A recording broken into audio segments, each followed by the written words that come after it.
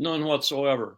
In fact, when I read Mark Thiessen's piece in the Washington Post yesterday, I guess, or this morning, Mark being a person we threw out of the State Department and sent over to Donald Rumsfeld to write speeches for him because he couldn't write them for Powell. He was too neoconservative. But he claimed that this tremendous minerals deal is what it's all about, because in order to reinforce that and back it up and make it viable, we will have to put security guarantees down for Ukraine, including perhaps facilities on the ground in Ukraine, in order to assure it. I got news for Mark Thiessen and all the other neoconservatives. The problem post-agreement, if there is an agreement, is not going to be Russia. Russia will be happy with its war gains. The problem is going to be Ukraine and the Nazis who live in Ukraine, who will continue to inflict pain on Russians in the provinces that Putin has taken and on Russia itself. There's no question about it. Ukraine will be a problem. The president himself made a reference to, and we're going to be on the ground, and that's good because nobody will mess with us.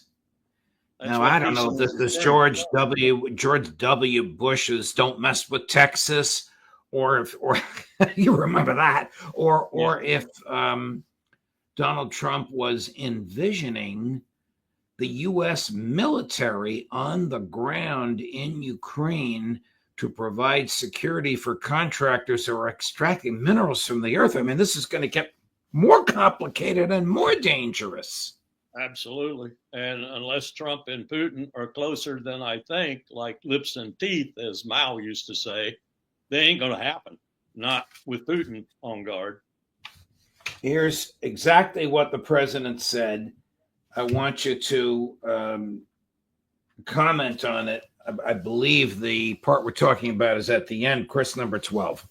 They spent $350 billion and Europe spent $100 billion. Now, does anybody really think that's fair? But then we find out a little while ago, not so long ago, a few months ago, I found out that the money they spent, they get back.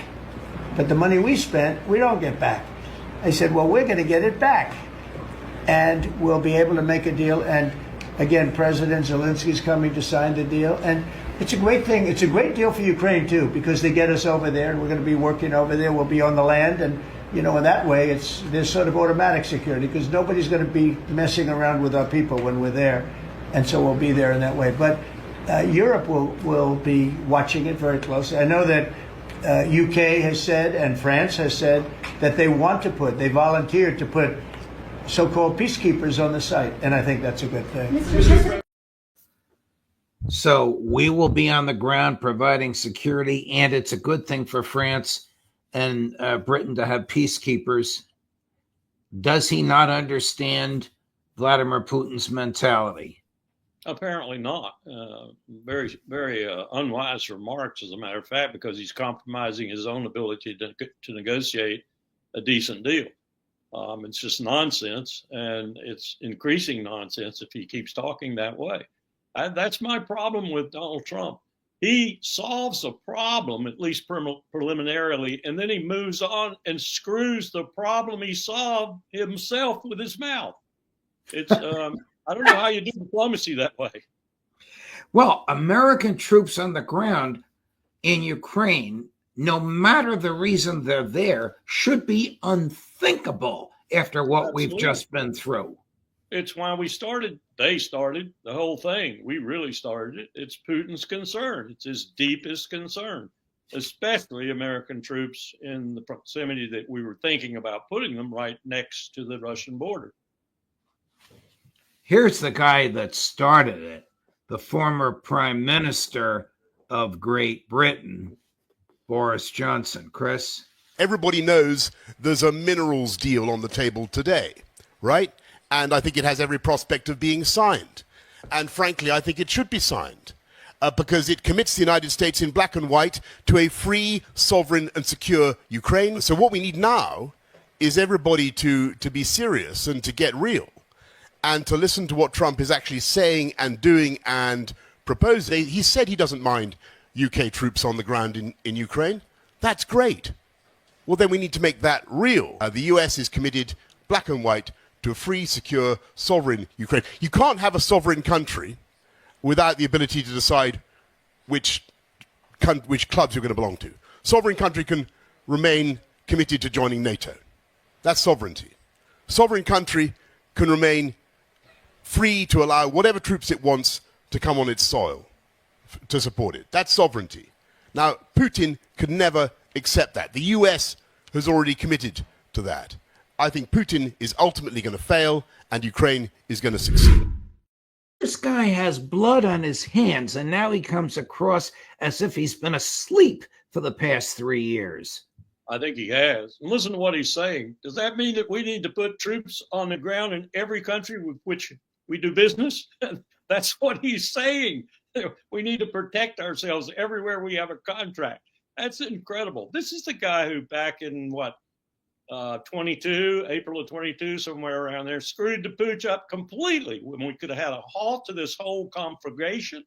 We could have cut ourselves out of almost 1 million Ukrainian casualties, somewhere between 1 and 300,000 Russian casualties, and a lot of carnage across the face of Ukraine. We could have stopped it all if this guy hadn't interfered. Now, he was probably our tool, but nonetheless, he's an effective tool, T-O-O-L. That's what Boris Johnson is. He needs to go away, hide somewhere in the dark, and don't come out again.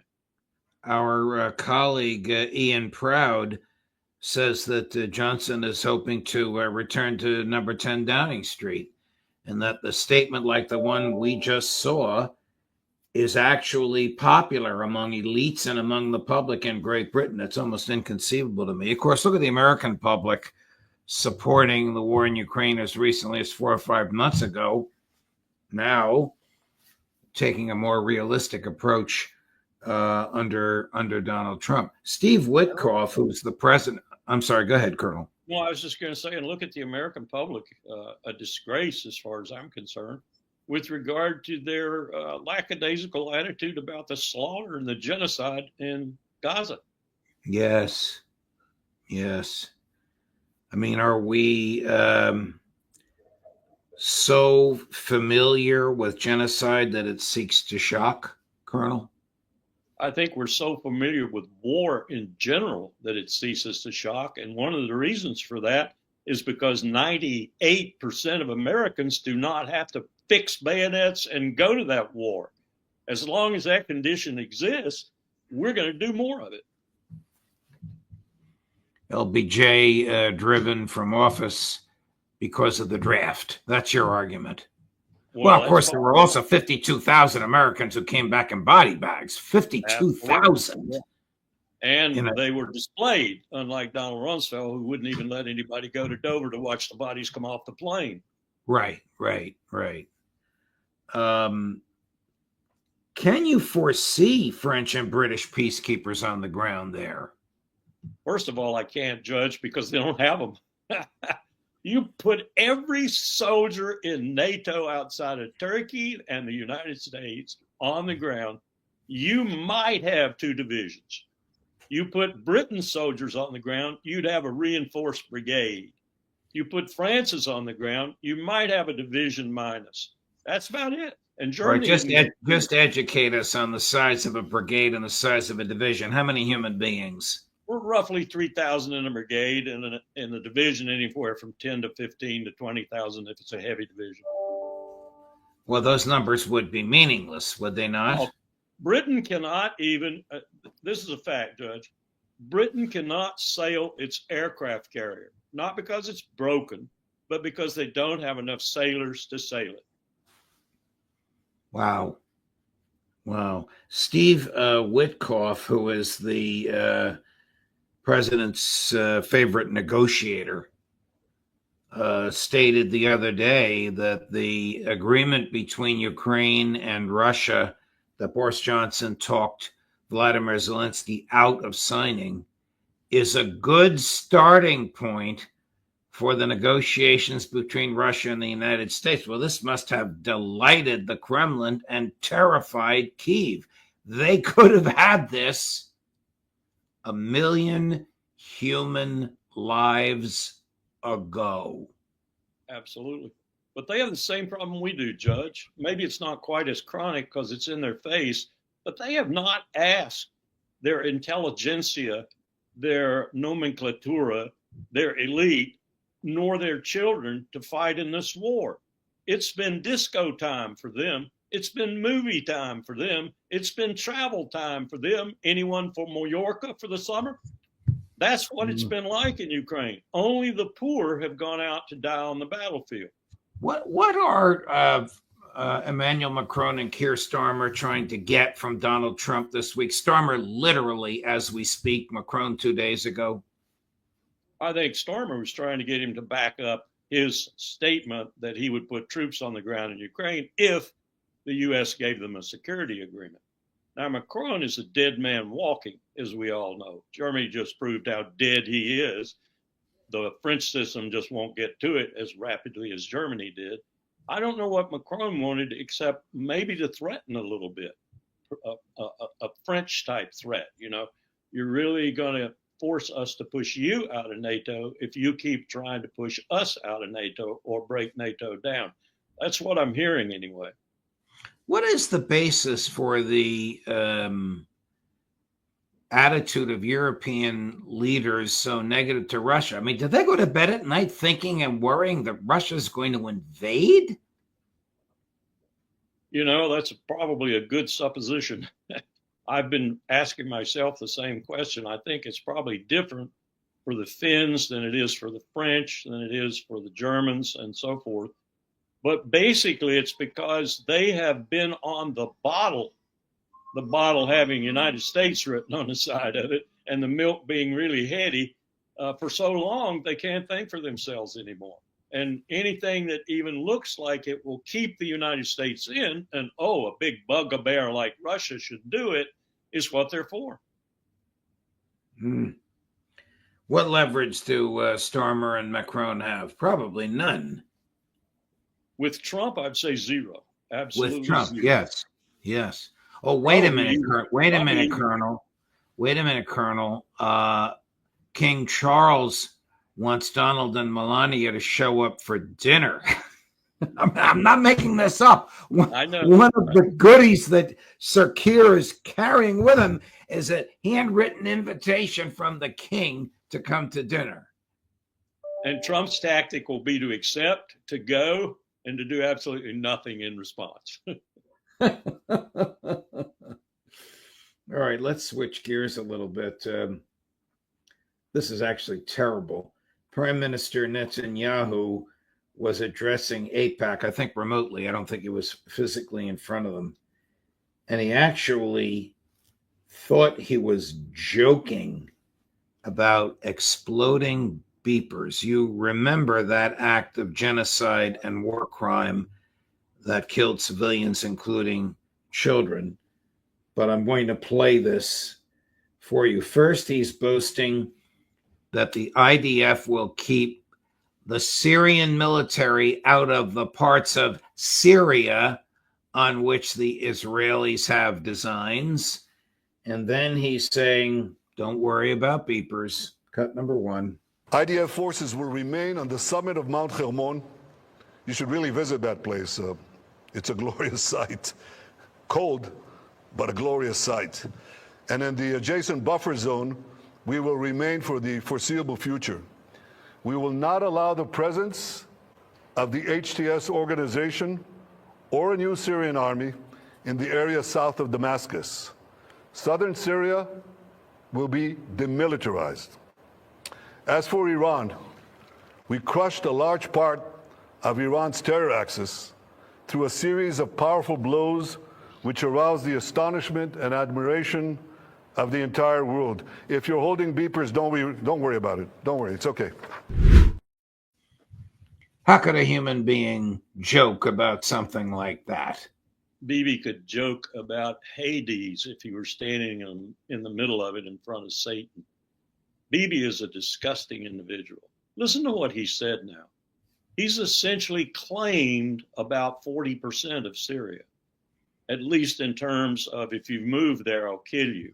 Now, I know from satellite photography, he's claimed about 11 to 15% of Syria that is inside even the Syrian side of the Golan Heights. And oh, by the way, it has really juicy prospects.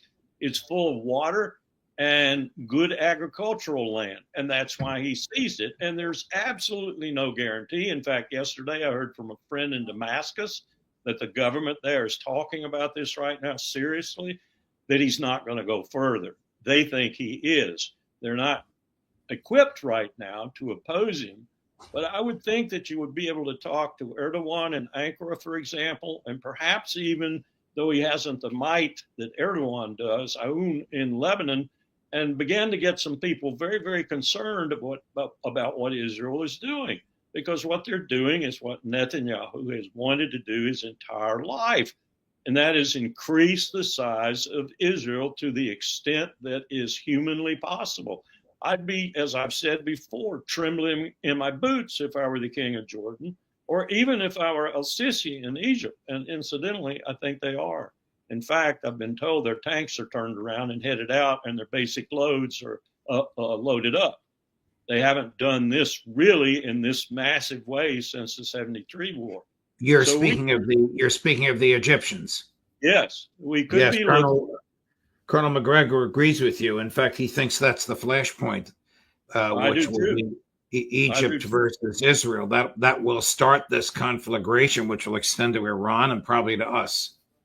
And it would probably roll the IDF up pretty rapidly, because they are in a position right now that is untenable for the kind of warfare that Egypt would bring to them. And they've taken losses, and they are in some ways demoralized because they have not defeated Hamas.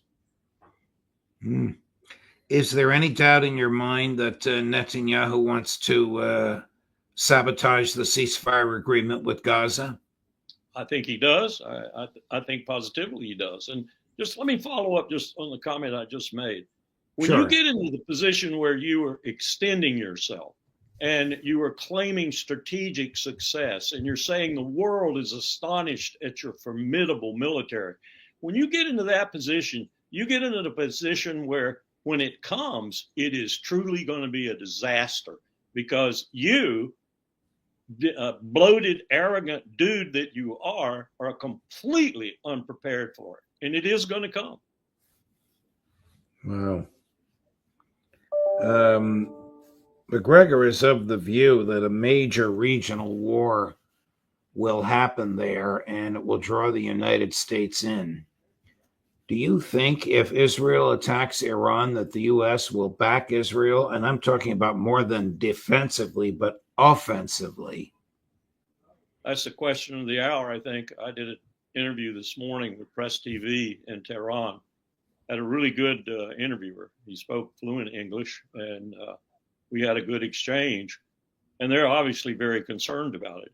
I told him that I thought Trump's desire for a deal that would exceed the JCPOA and be trumped as a Trump deal and last forever would preempt that the Iranians were ready for that, his side was ready for that, and Trump was ready for that. But the meeting in March, I think the 4th of March, the Arabs are going to have, is going to be crucial to figuring out just how the Arabs as a body, and particularly Riyadh, Mohammed bin Salman, are going to react to this, and if they're going to do anything to impede it or to assist it or just stand on the sidelines and watch it happen. But if Bibi gets into the middle of that negotiation, or even pretty much preempts that negotiation by attacking Iran, I think all bets are off on that. And I don't see how the United States, as mercurial as it might be, could withstand helping Israel. I don't know if we'll help them offensively. We might watch them operate offensively and fail disastrously, and then have a significant decision to make, because I have news for the American military, if they don't already know it, and I know they do already know it. They're not going to be able to do what Israel wants to do either, not without an invasion. Whew. All right, on that note, we'll call it quits. It's always a wonderful 20 minutes with you, Colonel, no matter what we're talking about. I hope that Donald Trump is a man of peace. He does say strange things, and maybe there's maybe he's dumb like a fox. Maybe the private negotiating Donald Trump is different from the public blustering Donald Trump.